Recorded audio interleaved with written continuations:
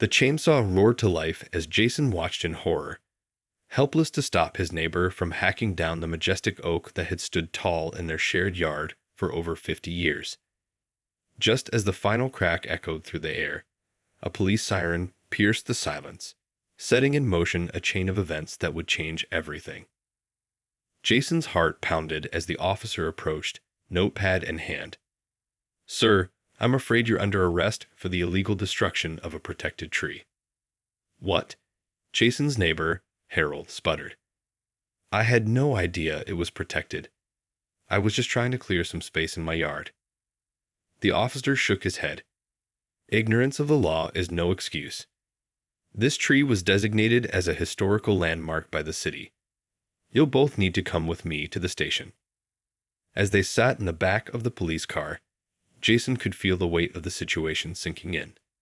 He had lived next door to Harold for nearly a decade, and they had always maintained a friendly, if somewhat distant, relationship. Now, it seemed, that relationship was about to be tested in the most unexpected way. At the station, the officer detailed the charges. "Mr. Donovan, you're facing a fine of up to $10,000 and possible jail time for the destruction of a protected tree. Mr. Wilkins, as the homeowner, you'll also be held liable since the tree was technically on your property." Harold's face paled. I don't have that kind of money. I'm just a retired handyman, barely making ends meet as it is." Jason swallowed hard, his mind racing. This was not at all how he had envisioned his day unfolding. "Officer, is there any way we can resolve this without such severe penalties?" The officer pursed his lips. "I'm afraid the law is quite clear on this matter. The city takes the preservation of our urban forest very seriously. You'll both need to appear before a judge to determine the appropriate course of action." As they were escorted to separate holding cells, Jason couldn't help but feel a sense of dread wash over him. He had always prided himself on being a good neighbor, but now he found himself in the middle of a legal nightmare that threatened to tear their community apart. The next morning, Jason and Harold sat nervously in the courtroom, awaiting their turn before the judge. Jason couldn't help but steal glances at his neighbor, wondering how they had ended up in this predicament. When their case was finally called, the judge studied the file intently. "Mr. Wilkins, Mr. Donovan, this is a serious matter. The tree in question was designated as a protected historical landmark by the city. Its removal, without proper authorization, is a clear violation of our local preservation laws." Harold fidgeted in his seat. "Your Honor, I had no idea the tree was protected.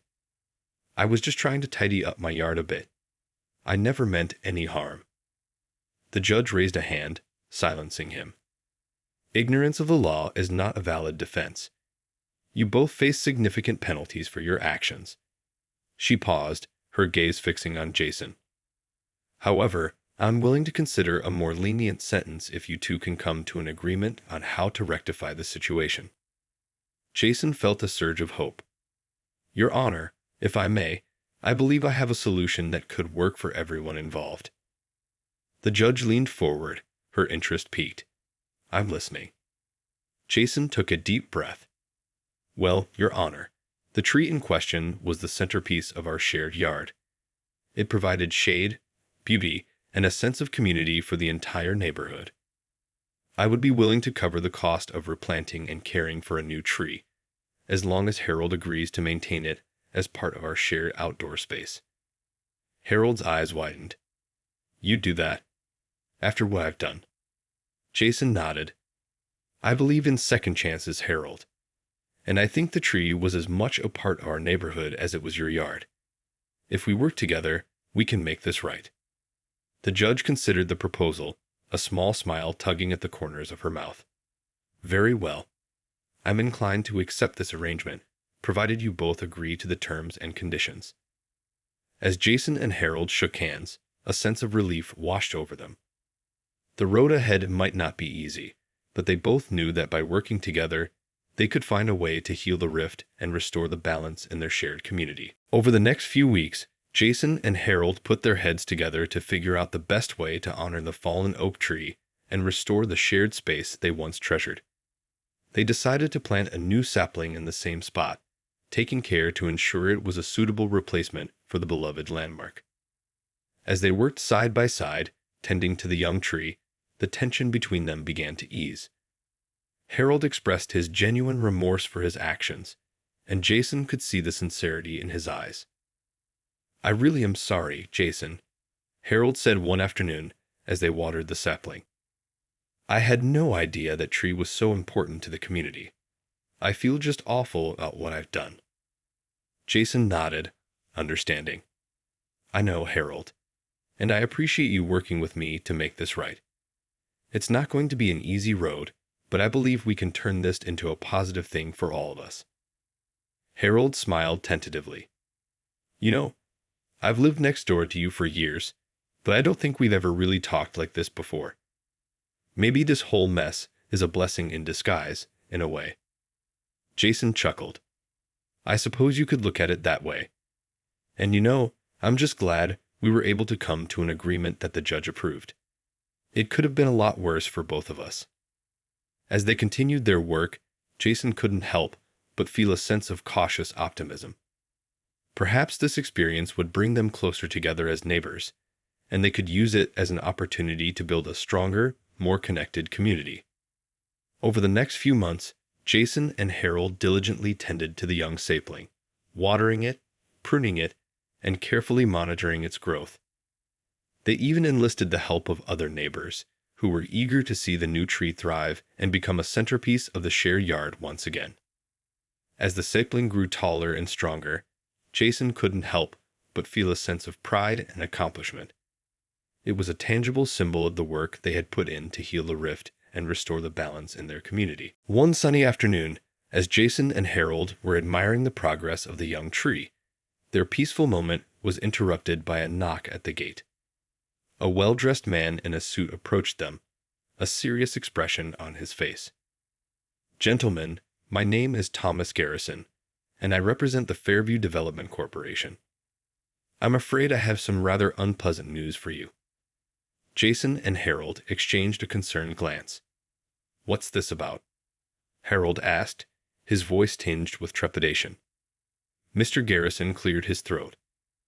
"I'm here to inform you that the city has approved a redevelopment plan for this entire block. I'm afraid your homes and the land they occupy have been designated for eminent domain." Eminent domain? Jason felt his heart sink.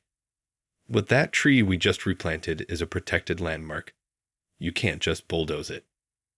Mr. Garrison held up a hand. "I understand your concerns, but the City Council has deemed this development project to be in the best interest of the community. I'm afraid the tree and your homes will have to be removed." Harold's face contorted with a mix of disbelief and anger. "This is outrageous. We've poured our hearts and souls into this neighborhood. You can't just come in and take it all away." Jason placed a calming hand on his neighbor's arm. "Hold on, Harold. There has to be something we can do to fight this." Mr. Garrison shook his head. "I'm afraid the decision has already been made. You'll both receive fair market value for your properties, but the redevelopment will proceed as planned." As the man turned to leave, Jason felt a surge of determination. "We won't go down without a fight, Mr. Garrison. This community means everything to us, and we're not going to let you destroy it without a battle." Harold nodded firmly, his resolve hardening. "That's right. This tree and our homes aren't just bricks and mortar. They're a part of our lives, our history. We won't let you take that away from us without a fight." The two neighbors stood side by side, their differences forgotten in the face of this new threat to their beloved community.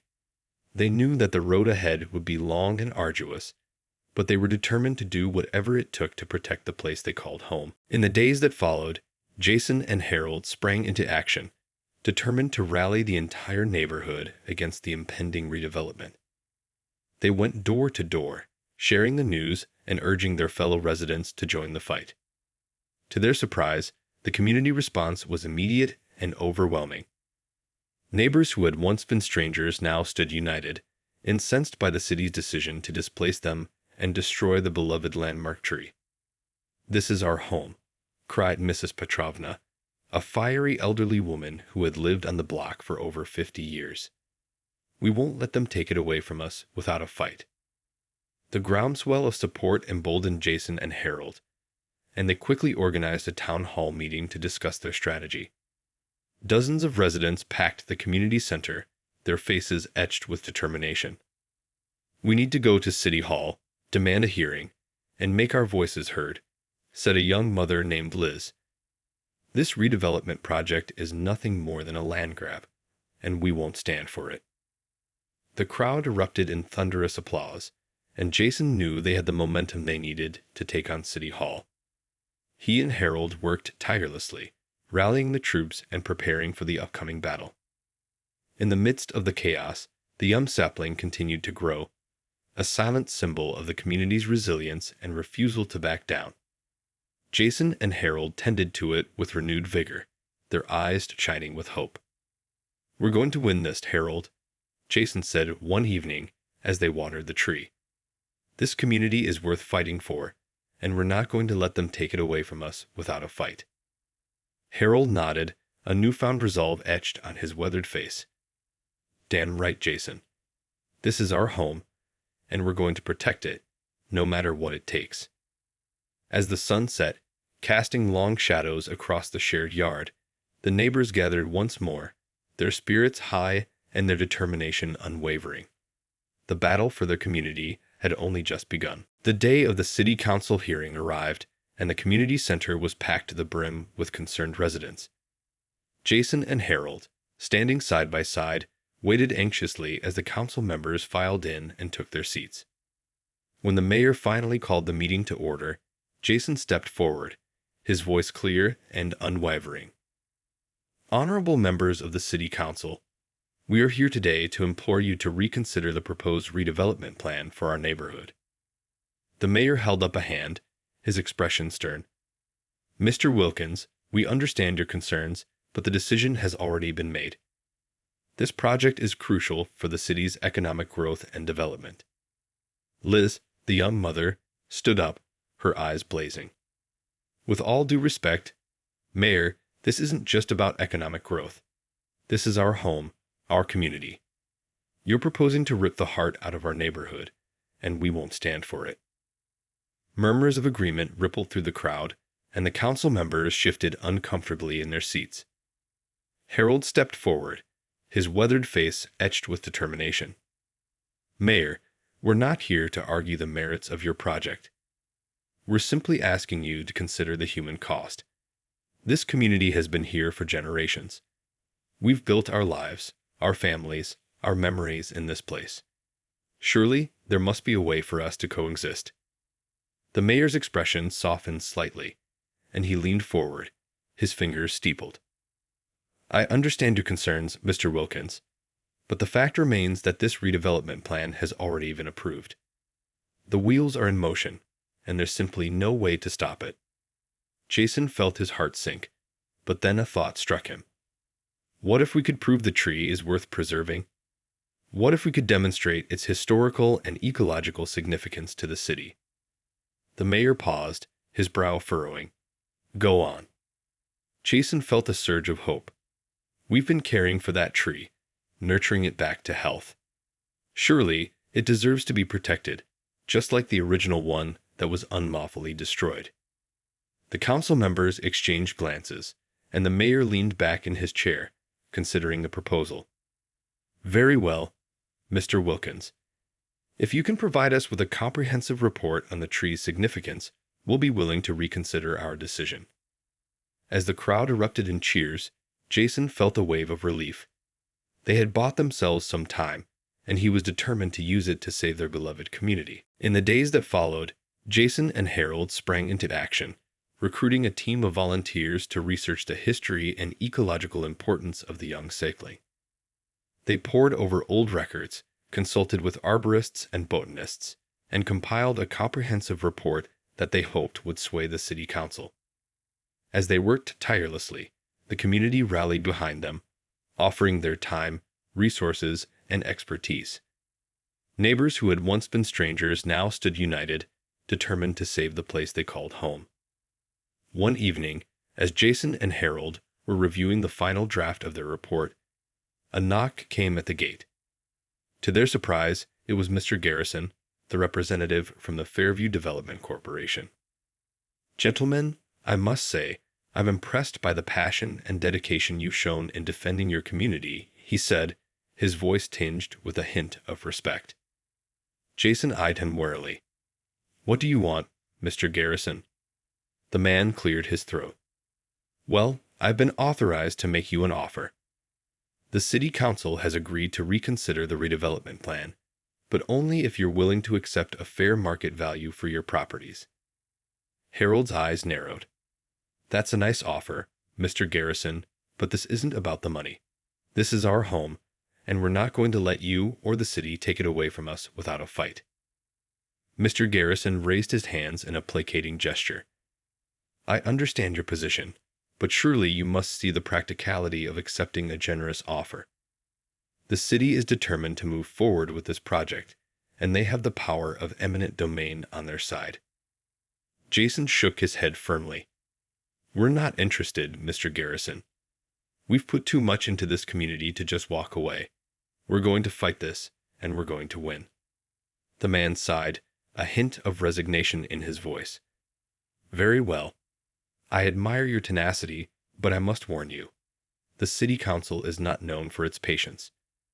If you don't accept the offer, they may simply move forward with the redevelopment plan regardless." As Mr. Garrison turned to leave, Jason felt a surge of determination. "We'll take our chances, Mr. Garrison. This community is worth fighting for, and we're not going down without a battle." Harold clapped a hand on Jason's shoulder, a grim smile on his face. "Damn right, Jason. This is our home, and we're going to protect it, no matter what it takes." The two neighbors stood side by side, their differences forgotten in the face of this new threat. They knew the road ahead would be long and arduous, but they were prepared to do whatever it took to save their beloved community. The day of the city council's final decision arrived, and the community center was once again packed to the brim with anxious residents. Jason and Harold stood at the front of the room, their hands clasped together in a show of unity. As the mayor called the meeting to order, Jason stepped forward, his voice clear and unwavering. "Honorable members of the City Council, we come before you today with a comprehensive report on the historical and ecological significance of the tree in our shared yard." He proceeded to outline the key findings, highlighting the tree's status as a protected landmark, its role in the local ecosystem, and its deep connection to the community's history. The council members listened intently, their expressions shifting from skepticism to something akin to awe. When Jason finished, the mayor leaned forward, his brow furrowed. "Mr. Wilkins, Mr. Donovan, this is indeed a remarkable report. You've clearly put in a great deal of work to demonstrate the value of this tree." He paused, his gaze sweeping across the tense crowd. "After careful consideration, the council has decided to amend the redevelopment plan to ensure the preservation of this landmark. The project will be adjusted to work around the tree, and the surrounding properties will be incorporated into a new community green space." The room erupted in thunderous applause, and Jason felt a surge of relief and pride wash over him. He turned to Harold, their eyes shining with a newfound camaraderie. "We did it, Harold," Jason said, a wide grin spreading across his face. "We saved our community." Harold clasped Jason's hand, his own face alight with joy. "I never thought I'd say this, but I'm proud of you, my friend. You fought for what mattered, and you won." As the residents flooded the room, embracing one another and celebrating their victory, Jason and Harold stood at the center of it all, the young sapling thriving just behind them. It was a symbol of their resilience, their determination, and the power of a community that refused to be broken. In the days that followed, the neighborhood blossomed with renewed energy and a sense of purpose. The once distant neighbors now worked together to transform the shared green space into a vibrant, welcoming oasis, a testament to the power of unity and the enduring spirit of their beloved community.